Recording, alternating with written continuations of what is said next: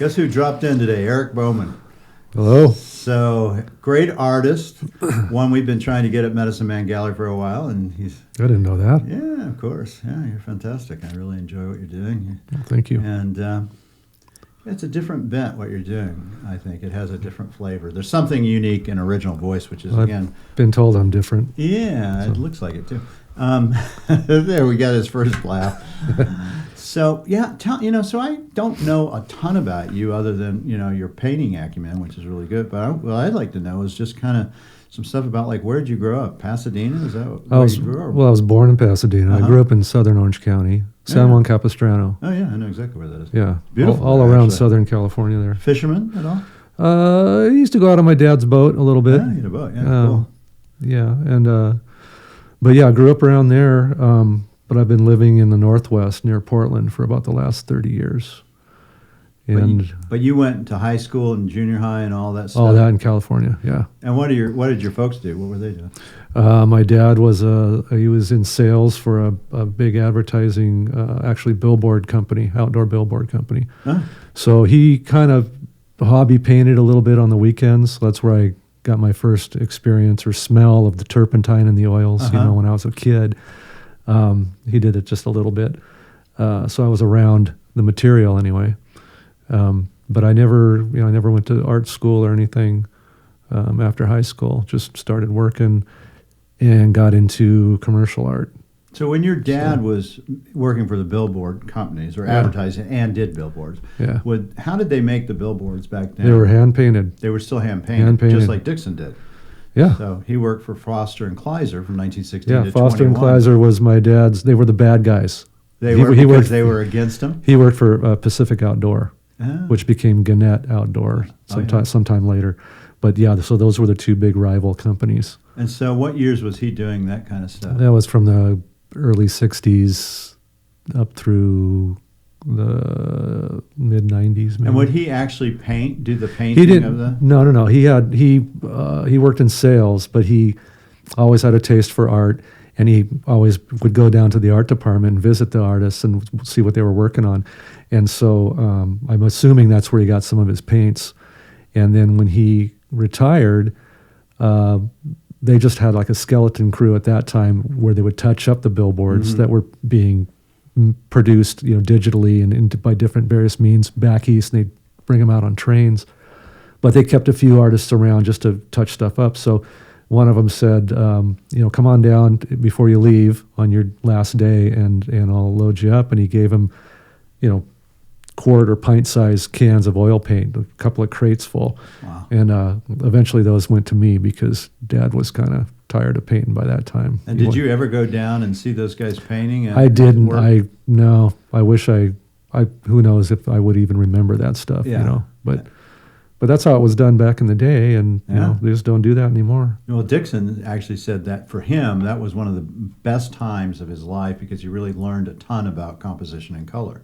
Yeah. And he puts that as being as important to his really becoming an artist, even though, he's mid-career when he's doing this. Yeah. But he felt that it really made a huge difference in how he developed his compositional style and colors. Sure. Well, that's where I'm at. If I hadn't had a background doing, my art's been, the cover of Time magazine and a lot of different. And so when you were growing up in high school, did you do any painting or drawing? Did you know you had? I was always, since grade school, I was always the school artist. I always knew I would be an artist, but I didn't really know what kind. Or what that meant. Yeah, I thought I was going to go into comic books, which I did some of that, when I was in my early 20s. And then I moved to Portland. This is 31 years ago. And I got in with a group of illustrators that were all under one roof. They were all freelancers, but I was able to look over the shoulders of established artists who knew what they were doing, and that's where my education really started. And so you opted out not to go the art route as far as like... Yeah, that didn't work out, so I learned on the job. And is that something you think made you a better artist, or... Yeah, I think so. Yeah. I've run into guys that graduated, from Art Center and Pasadena and places like that, and I knew a lot more about the business end of how to make a living, the School of Hard Knocks, and Right. than they ever, because they weren't taught any of that stuff. They just had to come out and try and find their way, and a lot of technique and things that they didn't learn in school. And of course, they were exposed to things that I wish I would have been exposed to at that younger age, that I had to find out for myself down the road. But I eventually caught up. Yeah. Yeah. So at best, I guess my parents saved a lot of money, not sending me to art school. Yeah. But what did they think about you becoming an artist? What did your dad and mom think? they were about very supportive. Mom's gone now, but Dad was always supportive. But it was really something I did all on my own. Yeah. Yeah. He didn't give you the lecture of it's a hard road because he knew what it was like because he worked with artists his whole career. Yeah. No, I think he was optimistic for me, but that's good. He was kind of just hands off. I had to just go my own Yeah. route. Yeah. And so what was your first gig? What was the first thing you did art-wise that you actually made money? Do you remember? You graduate from high school and then you immediately go up to Portland? No. I was for one summer I worked for a pool manufacturer on a demo crew running a jackhammer. And yeah, what'd that teach you? Yeah, that taught me that if you do this very long, you're going to get arthritis in your knuckles. Yeah. It was shortly after that. I was probably 20 when I started.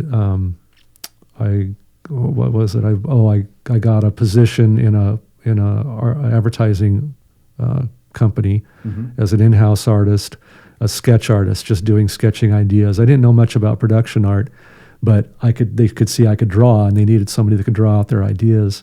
And then I learned the basics of layout and design and paste up and so forth. This is all pre-computer stuff. What years would this have been? That's like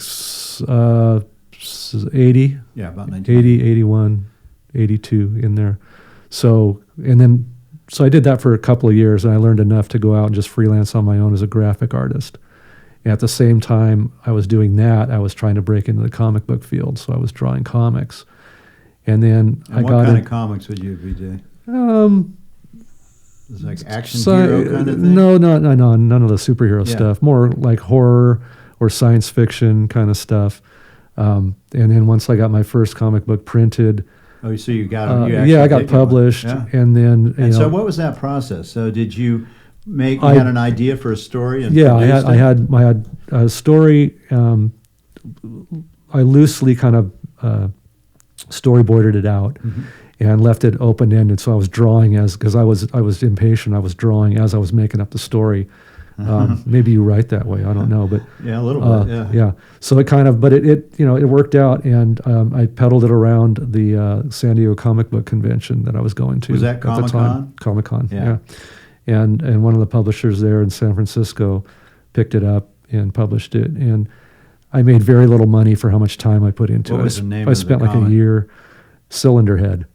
So it's rare. It's out there. You can still find it. Probably still goes for the same cover price. Which was like $1.95. Yeah. Yeah. I collected comics as a kid. Did you? Okay. I won't tell you, but I was paying 15 cents for it. Yeah. So it's but it's just it became a monotonous thing, just working in black and white and. You were doing it strictly on your own, or did once it got picked up, did they say, okay, we need this, this, and this? No, they helped me restructure a little bit of the dialogue, and turned what I had was, I thought, pretty straightforward serious into a comedy. So we turned it into a parody, and then I had more fun with it and added some stuff. And I did a strip for a while for a very little known motorcycle magazine. And a few other things, and then realized I didn't want to do this. I wanted to work in color. I wanted to paint. I wanted to do other things. And those comics that you were doing, so you one got published, which is the Cylinder Head. Yeah. And then from that, you kind of bounced into being able to do another strip for motorcycles. Yeah, for Speedway magazine. So I did that for a while. But that's all. These are while I'm also, getting other jobs on the side. This is all freelance work. And the other jobs are art related. Everything was art related. Good. And you're mid-20s, Yeah, up to mid-20s, and then I moved to Portland when I was about 26. What sent you there? Why Portland? Girlfriend breakup. No, this is a breakup. Girl. Yeah, that's part of it. Yeah, and a bad roommate situation. Yeah. And a mother who always wanted me to move back up there and live near her. Yeah. And so everything just kind of seemed at the right time to go up there. And there was a burgeoning comic book movement happening in Portland at the time. And so I thought maybe, I was still interested in that I could get my foot in the door. But once I got up there and talked to those people, they looked at my portfolio and they said, you ought to go talk to a guy named Jim Smith who owns Art Farm. And Art Farm was the big collective of freelance illustrators that worked in the Northwest area. And when I went there, they wanted me to join, and they could see the raw talent that I could become a commercial illustrator. And I started seeing what these guys were doing, and I got excited about that. So that's what I did for many years until... And how many is many? Until the late 90s. So 15 years from the time I got to Portland. So in the late 90s... So 15 years you were an illustrator. Yeah, but then there's overlap after that, because you don't just stop illustration and then go into fine art and make a living and pay for your family. Yeah. So I had another 12 years of overlap. But I worked my way up through the commercial field, and I had agents in New York and different places, and I was doing some. And so how does that work? Because I have a few illustrators. I don't know if you know Francis Livingston or yeah. Well, Dennis he and I had the same, and Dennis. We all have the same agents. And so they would bring you a job. You'd have an agent. They would find you a job, and you'd go do it. So what would be some of the illustration jobs that we might recognize that you would have done as far as just the companies? Probably did some big ones, I would think. Yeah. Well, I did a lot of magazine work for Field and Stream, Boys Life, LA Weekly, Time Magazine, all these different publications. And then a lot of little spot illustrations in lesser-known magazines. I did packaging for Hollywood Video, and I'd have to think for a while to come up with a list. But after a while, that stuff becomes... well, it's just a job, It's not really about you or your art. It's somebody else's. Yeah, you're a hired wrist. Yeah. You're doing somebody else's agenda. Yeah. But what happened was, and that's all I was interested in. I loved the early golden age illustrators like Wyeth and Dixon, Cornwell and Dixon and these guys. So another illustrator had moved up just over the river into Washington from L.A., and he needed some help. He was doing a lot of Disney work, and it was all airbrush work, and I was an airbrush artist at the time. Ed Mell did that to begin with? Yeah. In New York, he was an airbrush guy. Yeah. So he heard about me, and so I went over and started doing piecemeal work for him, and we hit it off and became friends.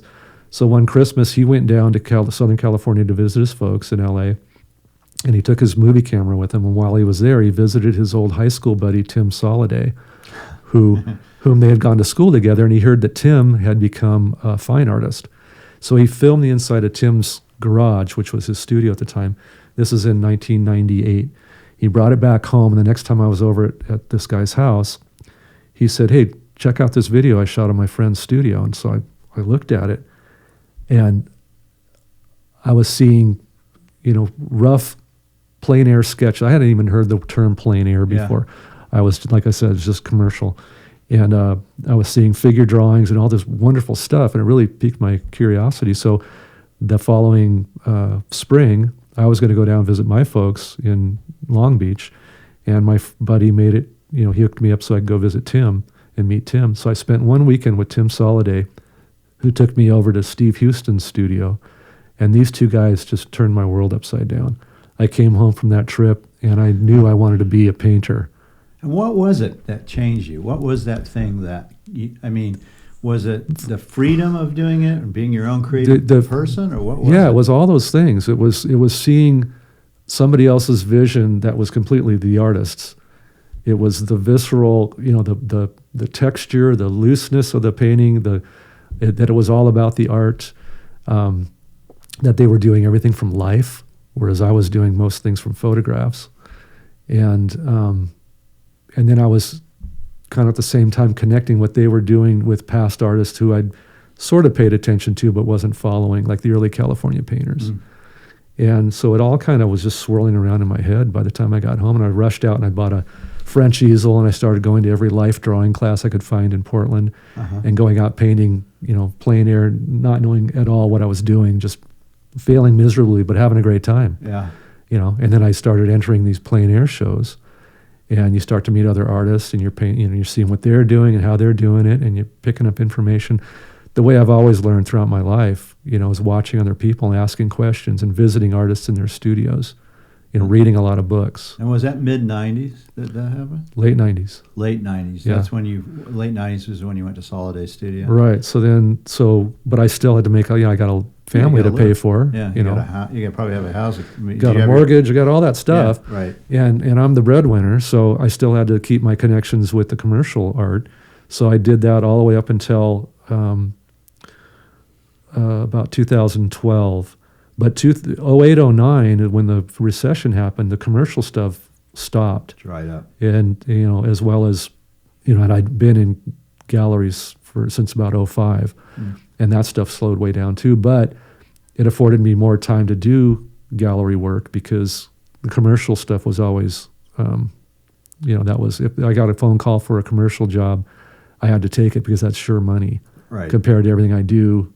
In the fine art market, it's all speculative. You don't know if you're going to get a sale or what. But it afforded me more time.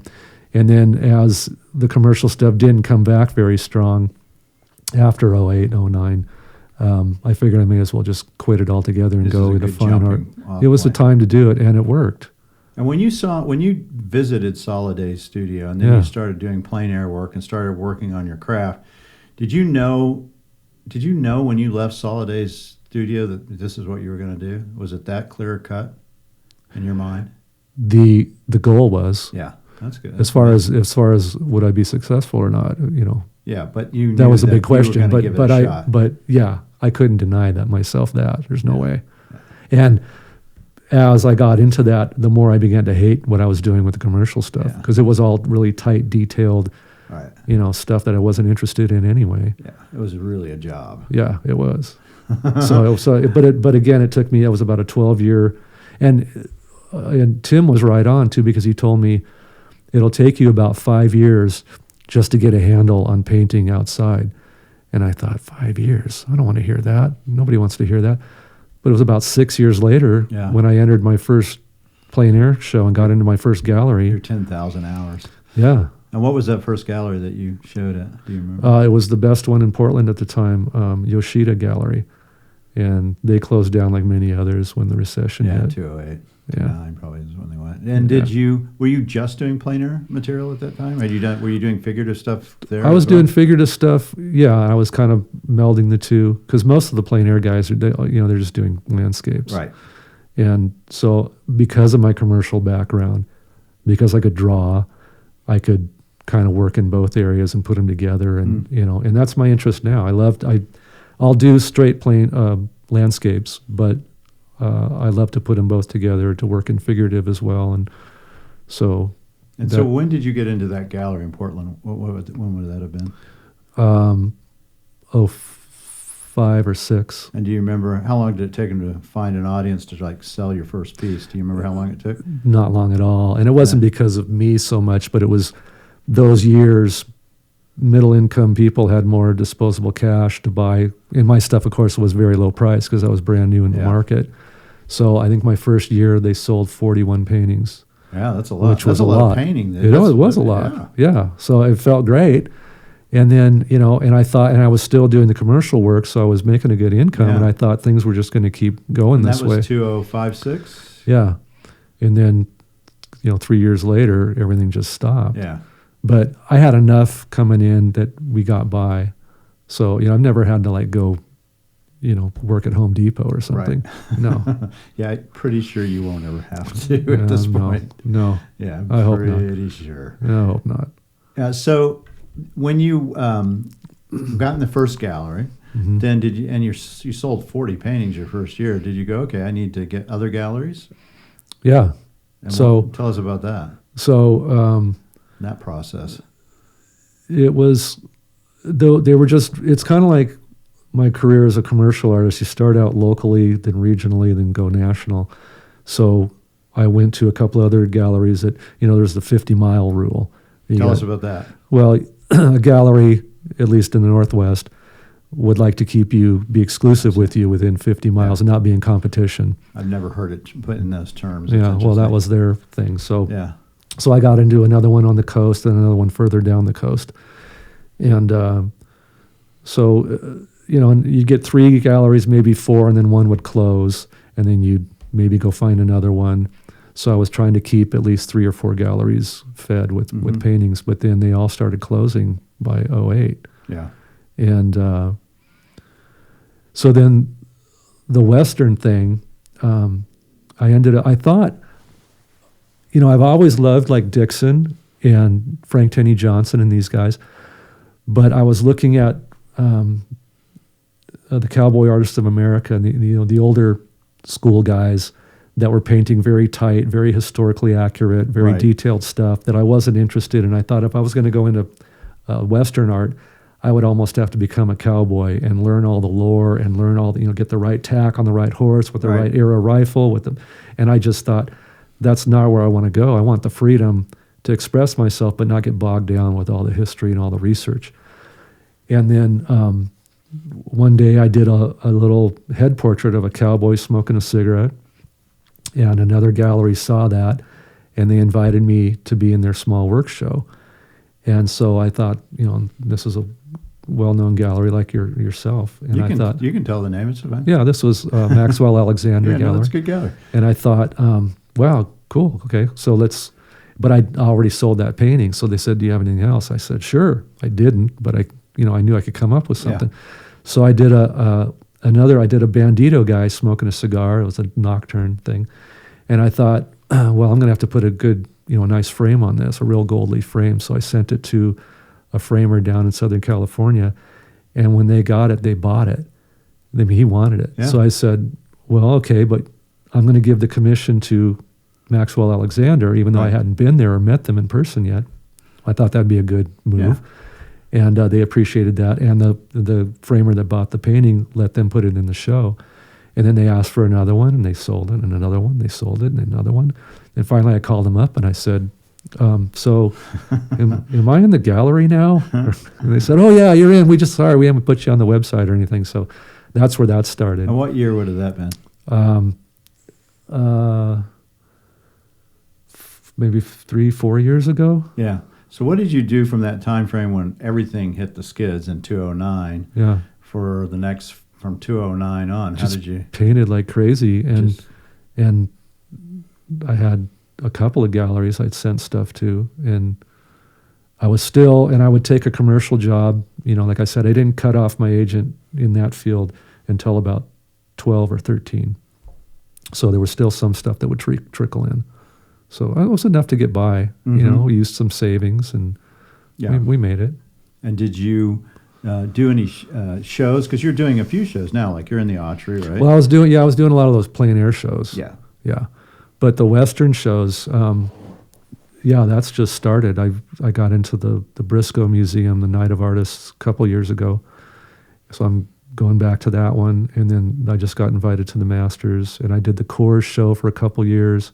That was a weird one. Mm-hmm. I did that. Well, I sent them 5 paintings. They sold 4 of the 5. So they said, we want you back next time. Don't bother submitting. You're in. Okay, great. Sent 4 again or 5 again. They only sold 3 out of the 5. And then they sent me this Dear John letter and said, we don't think that you're a good fit in Denver. So, don't bother sending anything back. And I thought, okay, that was kind of odd. 3 out of 5 isn't so bad. Give me another chance. But so I look at that as a stepping stone. I moved on, but when you're in these shows, your name gets around. Yes, that's right. One way or another. So it's all right with me. And what would your recommendation be to young artists that are trying to make it as as an artist? Because you've gone a really kind of a long, circuitous route to get where you are now. Yeah. Well, that's just it. And I've told a lot of younger artists that there's no roadmap. At least there wasn't for me. And I'm a very strong advocate of being self-taught and being your own advocate, pushing yourself. Paint and draw like crazy. You got to be good, but that comes from mileage and having passion. But if you're just going to go about it half-hearted, don't bother. Yeah. Don't try, because it's really hard, Well, and as I've got a lot of ex-illustrators that are in the gallery, and they're the best artists in some respects because they're so good with time scheduling and doing. Yeah, they've been disciplined about all that stuff. So disciplined. Right. I really love that. Right. And so when you paint, do you paint on a regular schedule? Do you go, okay, I'm getting up, into the studio and do that? Yeah, but then the days I'll get up and go out in the studio and I'll start to do something. I realize, because this has happened enough times, that I'm just going to fail all day long. So I better go do something else. So it's learning to get comfortable with yourself and to know when it's not a good day to paint. Some people go push on through, which I would have had to have done with a commercial job because I got a deadline to meet. But I've tried to do that with painting, and being a painter is a whole nother animal. I mean, it's so different from doing commercial art and being a commercial artist. You have to really listen to yourself and be able to recognize when you're not supposed to be doing this. And there's always other things to do. It's book work. There's going to museums or other galleries, or taking time off. And what is it that says, okay, this day isn't working? Is it the actual process you're painting? The painting isn't coming together? That's the obvious one, yeah. Or it's just other things in life that you have, because you're working for yourself. You have to some degree your own time schedule. You can dictate when you're going to do things. So I'm a little quicker now to realize it'd be better for me, more prudent, to take this time off or tackle this other project that has nothing to do with painting today, and then I'll come back to the painting later. Only because I can do that, because I'm the boss. I can say that.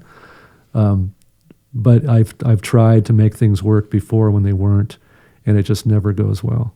And when do you get to a painting where you might be almost done with it, or at least maybe not almost done, but 2/3 done, and you go, nah, this one's just garbage, and then just wipe it, scrape it? Yeah, more than I care to admit. Sure. Yeah.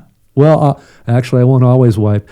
There's a limit. If they're not quite scrapable, I'll set them aside, and sometimes they'll fix themselves, which just means I wasn't looking at it right, and I'll look at it a week later and I think, well, this isn't so bad. It just needs this, and I figure it out. Yeah. This is having fresh eyes. But I think that's really critical, and it is because I think that's a good takeaway. You don't want to have a knee-jerk reaction and destroy something that has potential, but just because you're having a bad day. Yeah, I've seen that in many artists. But the other side of that coin too is you think you're doing great, and then you take a break and you go to a gallery and you look at somebody else's art, or you flip open the latest magazine, right. And you think, God, what was I thinking? This isn't. I'm not in this league at all. But that happens a lot. So I don't do anything like alla prima and it's done. Yeah. You just don't kick stuff out. Yeah. You got to wait. You got to be critical. You got to take time. Look at it later. And do you have a hard time knowing when the painting is finished? You would think, yeah, sometimes, but the style I like, I love like the master Russian impressionists. Yeah, me too. Where things are so bold and so loose and so, just so many staccato strokes and impasto and everything going on that you'd think, well, some of these paintings just could keep going forever. So when do you know when to stop? And I don't know how to put that into words, except that at some point it's like, I think this is time. It's okay to end it here. I have run things in the ground many times. Meaning you overworked. You overwork. You just keep doing it, and then you just ruin it. Yeah. Yes. Well, I always call it everything but the kitchen sink. Yeah. Well, I've thrown the kitchen sink in. Yeah. Yeah, and that's a terrible feeling because like if you were a digital artist, you would know 27 layers back that's where you should have stopped, and you could fix that.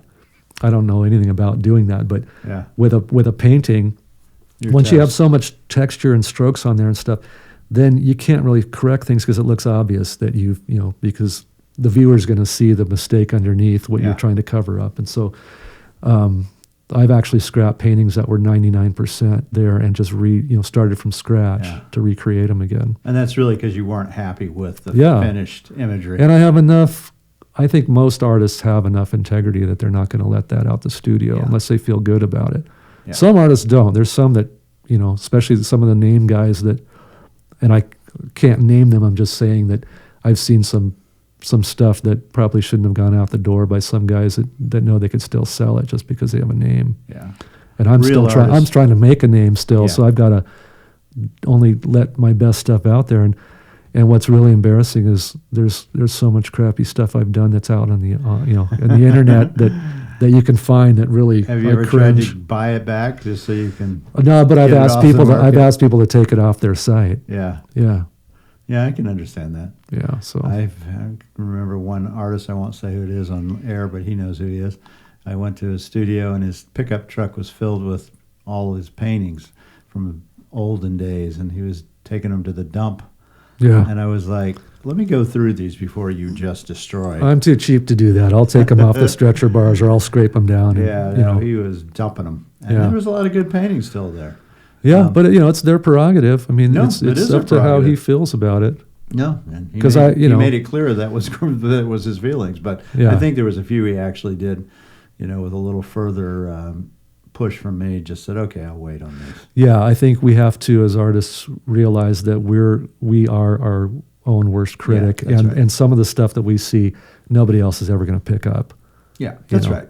Yeah, so I need to keep reminding myself that. Yeah, and I think if you have a good dealer or a good collector who you really can trust their opinion, they'll be honest and they'll tell you. I get a lot of. Yeah.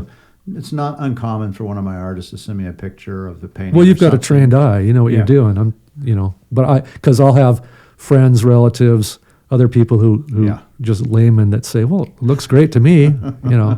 Well, yeah, Yeah, head of the horse a little big. Where's Yeah. his foot? Right. Those kind of things. And you see them. I mean, I saw a great burning house, and I was looking at one time, and I was thinking about buying it, and it was really beautiful. And then I was like, wait, there's no foot on the Indian. Where is it? It's Yeah. just he just forgot to put it in. Sure. Didn't get it done or whatever. And it was like, And maybe he never meant for that to be out in the market either. that may be These the guys case. die and there's stuff in their closets that Yeah. they would have burned given the time. Yeah. And then, because I've seen a lot of stuff, below grade stuff Yeah. by big name artists that are in these magazines. And I'm thinking, man, if that guy was alive, oh yeah, he wouldn't be happy. no. No. And all artists have a range of what they can do. And they have good days. Sure, they have don't- bad days. right, nobody They have hits it out of the pressures that park They have to get things done and Every all that. day. Yeah. Yeah. Have you seen any of your illustrations work come on the market? Did that when you would paint something for whatever? does it come back? A friend of mine sent me a photo. He was in a secondhand, junk store somewhere in Texas, and one of my illustrations, the original art, was framed on the wall. I forget what it was. Something for Wyoming tourism. Yeah. And he said, "You've hit the big time. You're in Goodwill or whatever it was. It wasn't Goodwill, but yeah." No, I'm thinking, and I have a few pieces of my more choice illustration pieces that I'm saving for our daughter. Yeah. Someday, if eBay or its successor is around and people are still selling stuff, maybe that'll come around in vogue again. But right now, what I did, my era in illustration isn't going to be popular collector-wise, I don't think, for a while. Well, it also may have other value in a historical standpoint. You don't know where your Oh, career's if I gonna became go. anybody, Well, you don't maybe. know. You don't. You don't. Dixon, donated when he cleaned out his studio in '39 before he moved to Tucson. He kept this huge record of all these cutouts from newspapers for like 30 years with the newspapers, and he wrote the head librarian said, "Do you want these? Otherwise, I'm going to trash them." But I thought it might be important. He had no idea. Well, he had a But little he idea. had an idea. Little idea, yeah. Yeah. In fact, in his bottom line, he goes, "I don't want to make a stumble." Is what he said, because he recognized there was probably something there, and he realized he had saved them for some reason. Right? Yeah. And luckily they were like, "Oh yeah, we want these." And so those are there for his And he had colors. no idea of 21st century collectors, of the nostalgia that the baby boomers have for collecting art. Yeah. Yeah. So those are still there. They're in the California State Library. They're a great reference. I used it when I wrote my Dixon book, and I went and looked at all those things that he had saved and cut out, and from all the illustrations. It's amazing how many illustrations. So I'm saying on your illustrations, yeah, well, I've got all that stuff still. I have a huge studio, so we bought a piece of property that came with a 2,000 square foot outbuilding behind. It's a little bungalow that we bought. Just a two bedroom bungalow, but the outbuilding was built by a guy who collected antique cars. Oh, nice. He had a dozen cars in there. He had like a Stanley steamer, and he had, all these This great. is in Portland? Yeah, just outside of Portland. And so the day it went on the market, we'd been looking for a place where I could work at home but not in the home. So we just wanted something with like a 2 or 3 car garage, separated from the house.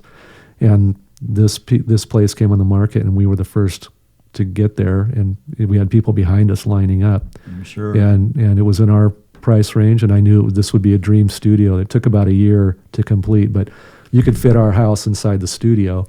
So I've got it filled with stuff. Yeah. And do you use reference material too, like, now, because you've moved into kind of doing Native American and cowboy? And well, I haven't broached the Native American subject matter yet. More Hispanic and cowboy. Yeah, right. The vaqueros and banditos, that kind of stuff, and the cowboy thing.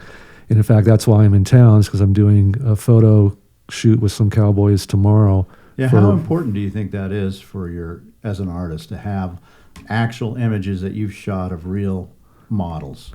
It's very important, because even if as interpretive as I am and as loose as I am with the subject matter, I need a springboard to jump off that has some truth to it. And I still inject a lot of imagination, and I come up with backgrounds from old plein air sketches, and I move things around and stuff. And in fact, some of my first cowboy paintings, Western paintings, were done from Frankensteining photos from old movies, old historical photographs, put this guy's head on this guy's body, and then redraw it and change some stuff so that you never know where it came from. You can't trace it back. But things flow a lot better when I can get most of the subject that's going to be in a painting all in one photographic reference, even though I depart from that, quite a bit. What I don't want to do is I don't want to ever do what I term a safe painting, which is just like copying a photograph. Yeah. That's dead to me. Yeah. Yeah, I want to change everything from the flow of the action to the pose of the character to what he's wearing in the background, all that stuff. So you'll take the photos. You'll take them, or you'll have somebody? No, I'm doing you'll take them, and they'll have different stage setups of what you want to. Yeah, I did one yesterday, and we kind of played it by ear as we went, according to the sun and the background, and I would do backlit shots. I'd have front lit. I'd have them doing different things. I'd have them come up with whatever feels natural. And I'll take, like I took probably 500 shots yesterday, and I'll do more than that, I hope, tomorrow. So I'll go home with 1,200, 1,500 photographs, weed through those, find out what sparks my imagination, what can I build from, and then start, mulling those over and come up with something that starts a story. Yeah. Because that's the other thing is when I'm putting a figure or two into a landscape painting, I want it to be the beginning of a narrative that the viewer gets to participate in and write the story, finish the story. So you kind of have, in your paintings, any of your paintings, there's an image and a story almost of what you see, but you leave it ambiguous. Ambiguous. Thank you, ambiguous. Yeah. Thank you. It's want to go. It's interpretive. So the viewer could look at it and go, "Oh, sure. I see this," or "I could see this going here." Well, yeah. That way. Yeah. I agree with that kind of. Well, sure. It gets them involved. Yeah. Well, it produces emotion, which to me is the most important thing a painting can ever do. Yeah. In the 70s when people were doing these ultra hyper realistic photo paintings, right? Everything was there. Nothing was left to the imagination, which was fine, and a lot of people like that. In fact, it still bothers me today that some people who don't know any better will choose a photoreal painting over a beautiful impressionist painting. It's so realistic, yeah. Yeah, but it's like, but the artist brought nothing to the table. Yeah, nothing. There's no imagination. There's no creativity. There's no originality. Yeah, we work on educating those individuals. Yeah, so that's your job. It is my job. It's one of my jobs. I have many, but that's one of them right. too. To say, it is photorealist, but that's why we. But you could have done that. Yeah, just because you don't have to think. You just copy what you see until you get it right. Yeah, there's got to be something. Yeah. That. So you'll take these images of all these, and then you'll go back. And how long will you use that material? How long will that? Will Depends. That be years? It's funny that I did one with a cowboy in Southern California last year, and I thought I had exhausted all the possibilities from the material I came back from that with. And then I just did another couple of paintings recently because I was going back through that material again, and I thought, I guess it depends on where I was the day before, last week, and what I watched on, if I saw a movie or something, or read a book that sparked an idea. So then I'm looking at, kind of like when I look at my paintings with fresh eyes, give them a second look, after I have put them to the wall for a couple of weeks. I look at these photos again after so many months, and I see some new possibilities. They just might need a little more goosing or a little more tweaking, But I just did that recently. So these photos from this weekend hopefully will last me at least through the winter, into next year. And do your titles reflect what your emotions are putting on the?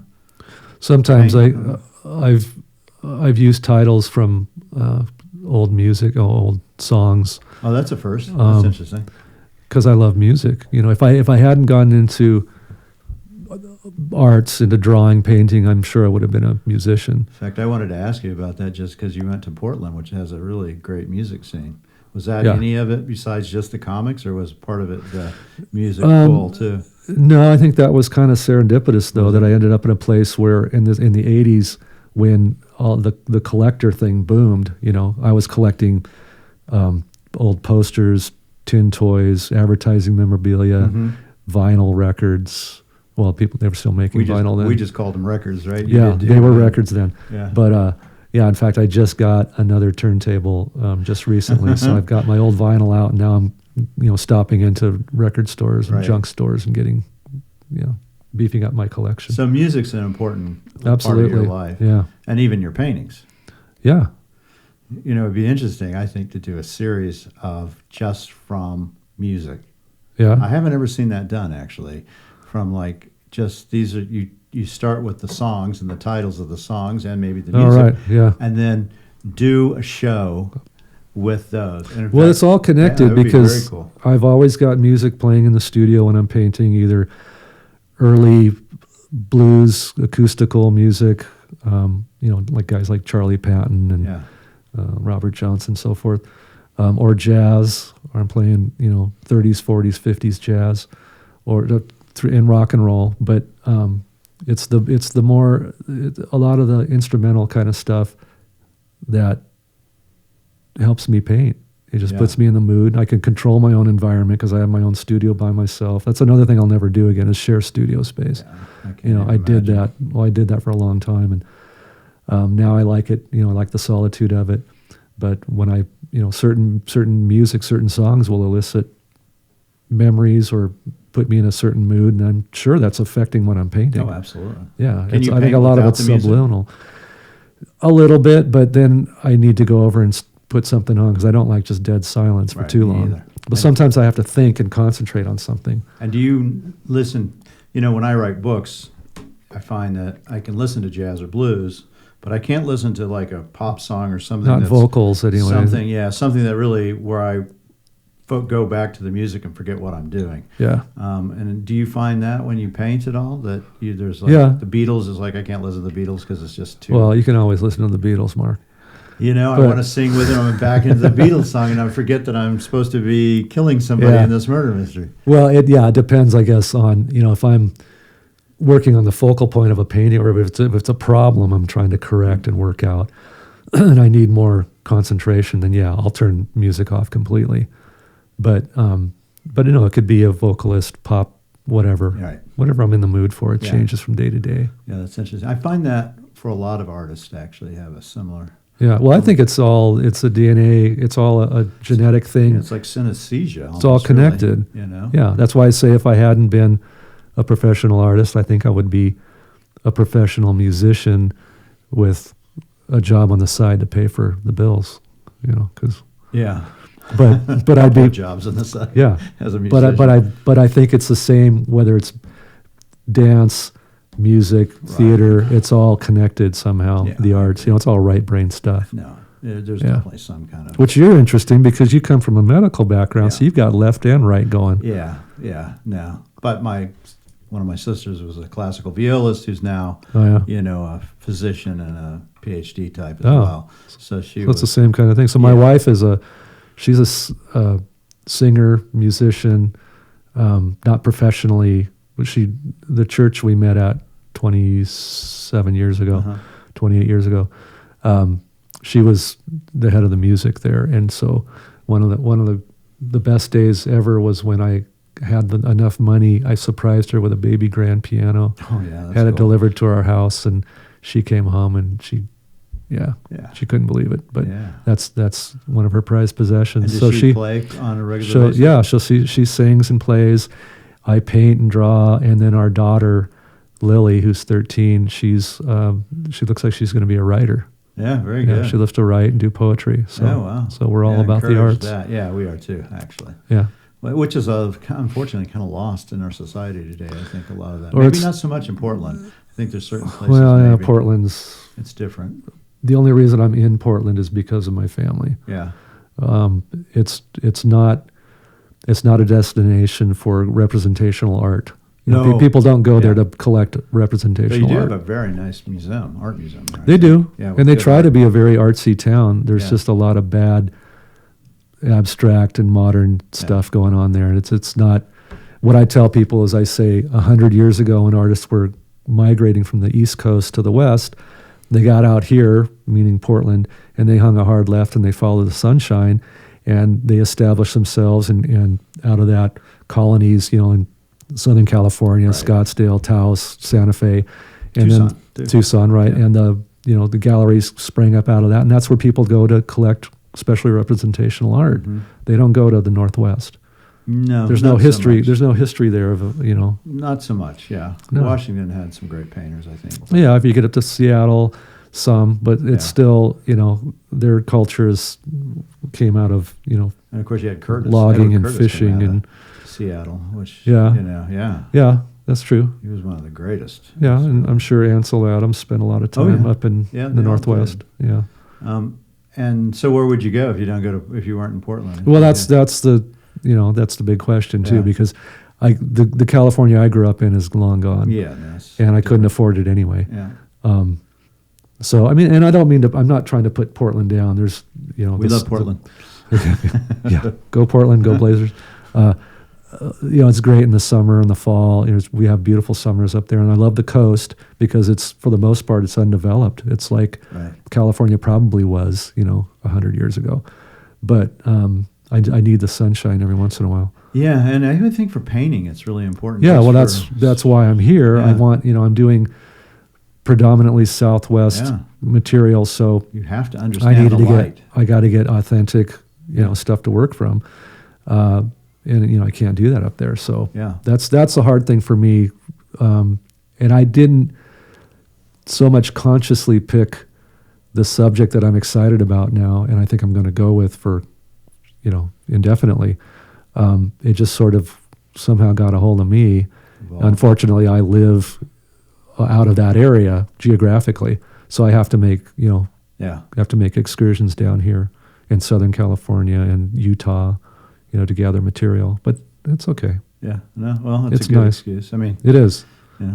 I appreciate it because I don't live there full time, Yeah. so it's all new and And a lot of these guys do. I mean, there's a lot of guys yeah. in California and Josh Right. Shelley in Montana, and they love to paint the Southwest. Yeah. And they Glendine. make Glenn, and they make big trips down, and Right. and get material, and they go back, and maybe in some ways it makes it more special. It does for me. I think it's kind of a cool thing that it's like going to Mecca or whatever. You pay your dues, It you go, is. and you have the experience, and then you bring it back and you digest it, and you think about it, sleep on it, and come up with ideas, and yeah.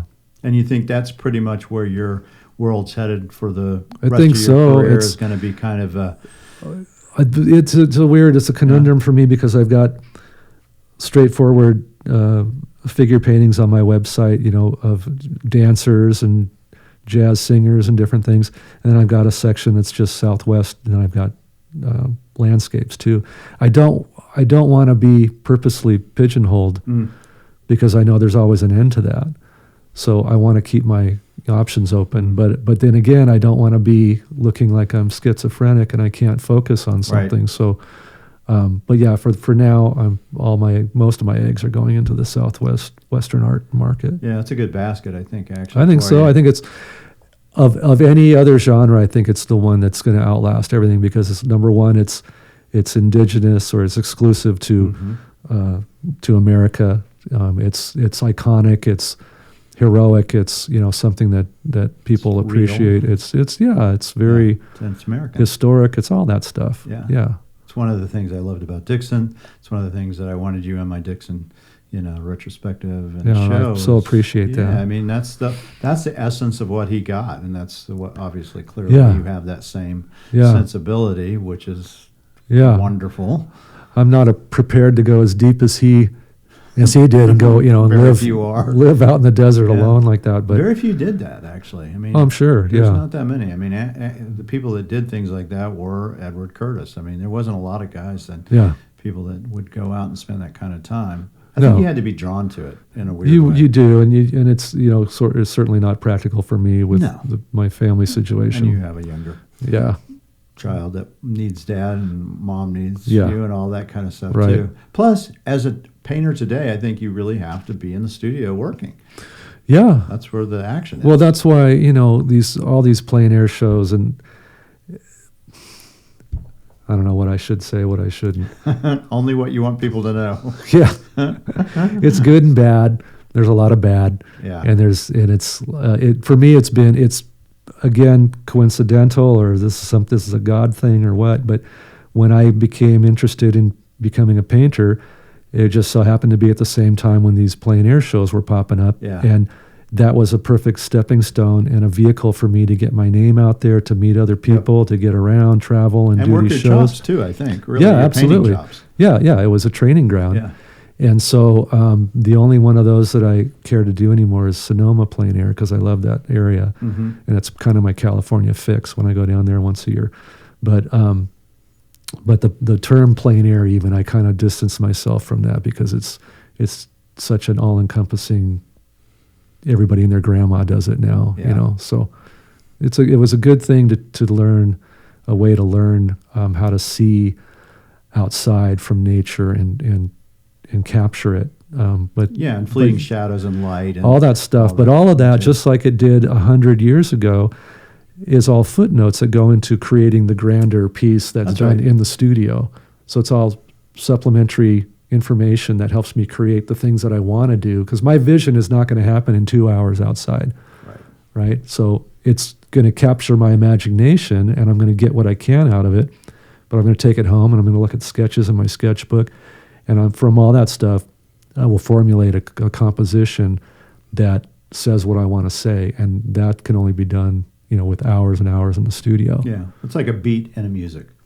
It gives you that beginning melody or whatever. Right, and that's the truth that goes in. And what I add to that is my imagination, which is also truth, but it's a different formulation of truth. And I meld those two together to come up with something that's original, and that's me. Yeah. Good for whether it's good or bad. That's Eric Bowman's painting. Yeah.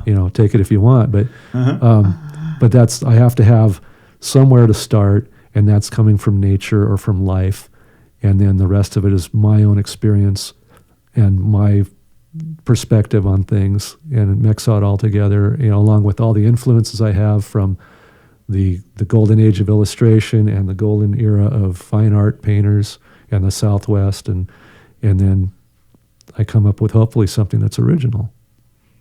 I think you can't help it. We all have our unique thumbprint, and I think if you do something long enough with enough passion and you're true to yourself about it, that your own style will eventually arise. Artists worry about having their own style, their own look. And I think for me, when I stopped worrying about that is when somebody finally said, "I love your style," and I thought, "What style?" And they pointed out, "Well, the way you do this." I go, "Oh, well, yeah, I guess I do that way." So I think if you are pushing too hard to try to find your original voice, you won't find it. No, and that would be good advice for a young artist. Say, don't worry about that; it'll come. Yeah.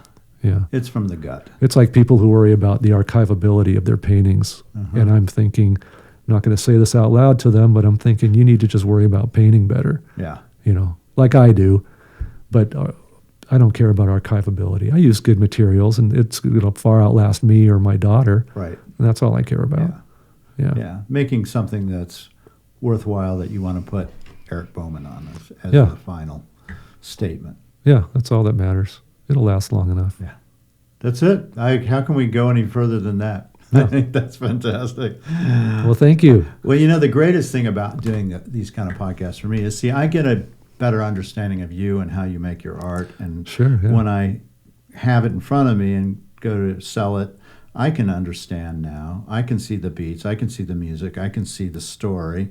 And I'm allowed now to look at it in my own vision and how I see it. As well you should, because you're representing me. Yeah. That's what I want, is I want that.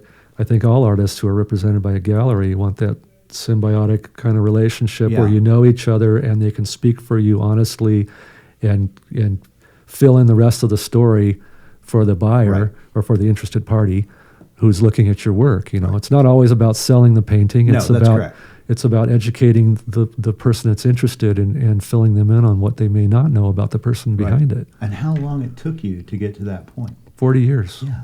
It didn't happen overnight, man. No. There's a lot of paint that went down on a lot of canvases before you got to be where you are today. Yeah, the funniest thing is when you're out painting in the field somewhere and someone comes up and they watch you for a while, and then they ask you how long it took you to do that. And then they ask you, do you sell those, and how much do you sell them for? And all the while they're calculating what the hourly rate is.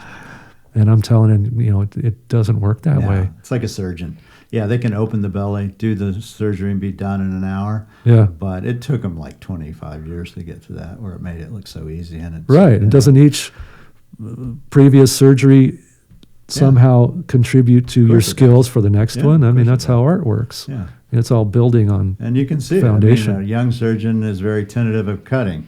An old guy is like, he knows exactly how deep to go. I love how I went to a doctor checkup once, and I had a bump on like a mole or something on my neck, and I had an older, experienced doctor, and I wanted to ask him about it, but it was the day of the week where he had interns following him around, so it was I don't know what they call that. Yeah, it was an externship or internship, one of these. Yeah, so he let one of his students tackle it. And man, she just said, "Oh, we can just cut that open right now." I mean, she just couldn't wait to get a scalpel in her hand. And the whole time she's telling me that, I'm looking over her shoulder at my doctor, and he's just going like this. He's just shaking his head. No, and then he told her, "No, we watch these things. We don't jump right in." No. But she was fresh out of her scalpel class. There's an old saying when you're a doctor. We used to do this. If you hear this, what do you think of? A horse? Correct, not a zebra. And Right. and young doctors have all this knowledge and all these things. They're only thinking of zebras. Yeah. And they're not. And the old guy is like, no, that's a horse. Yeah. I've seen a lot of them. No, Zebras she was just are very rare. She's just seeing a problem that she wanted. She knew she could fix zebra. it. Yeah. She felt, and he knew better. And the same as an artist.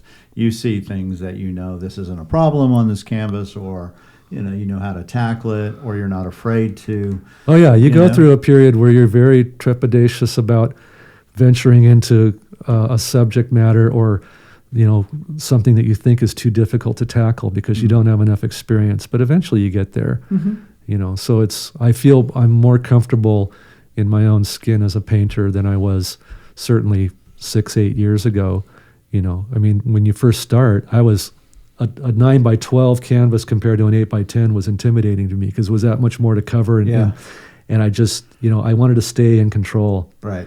And, but you work past all that stuff. The days, the months, the years go by and you get 10,000 paintings behind you. And then, but the thing that never dies or that keeps evolving is my curiosity and my vision and my interest. And along the way, you get exposed to new ideas and you meet new people and you come up with new things you want to explore. So cowboy songs that you're going to paint. Yeah, that's something to think about. So I want that show. You get the credit for that. So if I won't take that to another gallery. But But yeah, so that's what's exciting to me, and I don't think, like I said, it's my passion. I'm never going to get tired of being an artist. Yeah, it's no, it's in me. It's my soul. It's as cliche as that sounds. It's true. Yeah, no. I find that thread runs through every artist that I know. Yeah. It's like, what else would I be doing? No, it baffles me once in a while when I'll meet somebody who has real skills, and to them, painting or drawing or whatever the artistic endeavor was just a passing fancy, and now they've moved on and they're doing other things. And I think, well, how did that leave you? Yeah. But it does apparently to some people. Or they just didn't have they really weren't an artist. They were. Well, that's what the conclusion I come to is you really weren't an artist, or you're certainly not one now, because you can't deny that. Yeah. But or they were so diverse in their personality and their interests. That they may have found something that was even more compelling. I could see that. Yeah. Well, like you being kind of balanced right brain, left brain with your interests in technical things and the medical field and stuff, but also appreciator of all things artistic. I'm way more in one ditch, and sometimes that's a detriment because I'm not as perhaps sophisticated. You're not going to find me in certain venues or in conversations and parties about politics and other stuff. Yeah, it doesn't interest me, number one. Number two, I'm not educated in that stuff, but I'm happy just over here doing my own thing. Yeah, no, paint. Do what you do. Yeah. I mean, it's a gift. I mean, it's a real gift when you can have that. And I think people should, who have it should apply it and use it. I know if I could, that's all I would be doing, by the way. But I don't have that. I recognize that. It's a lot of work. It's a gift that has to be developed. Yeah, it's a muscle. And it never ends. Yeah. Yeah. Yeah. Now, the good artists I know, the great artists I know, they never are satisfied with what they've done. No, that's it, too. It's an education that never ends, and you're never satisfied fully. I think that some guy, and I have met some artists, I think, that became comfortable and satisfied. They level off, and you can see it in their work. And then there'll be a time when that stuff isn't even popular anymore, and that's the end of them. Yeah, it is. So I'm willing to go. My philosophy is I go through doors that are opened that make sense to me and appeal to me. Yeah. Sometimes I've come up to doors that were open and they're saying, "Come on and try to do this," and it's like, I'm not interested in that. I'm going this way. Yeah. And as long as it keeps working, and so far it has.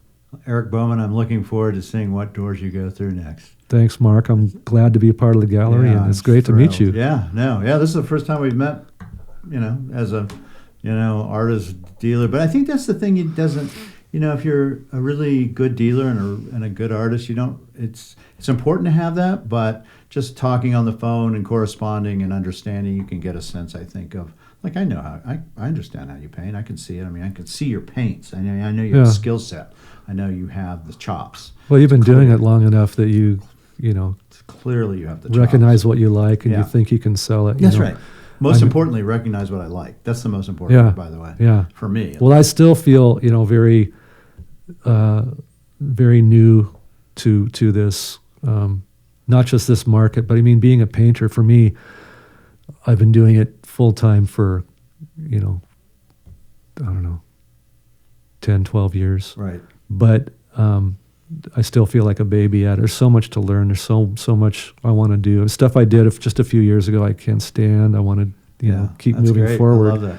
And it's those doors. Yeah, right. So I think, if I keep that attitude, which I don't see me not. Changing, I can tell. Yeah. So I think that it'll work out well. Fantastic. Thank you, Eric. Thank you, Mark. Much. Thanks. And look forward to seeing more of your great paintings. And I'm looking forward to that Dixon book too. Yeah, no, it's coming. It's coming. Yeah, it's going to be cool. It's coming. Thanks. All right. Man Gallery, located for over 26 years in Tucson, Arizona, specializing in antique Native American art, early Western art, including the famed Maynard Dixon, as well as modern art. You can find everything online at medicinemangallery.com. There's over 6,000 objects to select from. Also, the Charles Bloom Murder Mystery Series, written by yours truly, me, Mark Sublette. There's 6 books in this series, and they follow the protagonist Charles Bloom through all the intrigue of the art world set in Santa Fe and the Navajo Nation. These can be found on Audible, ebooks, Amazon, and of course, the gallery at medicinemangallery.com.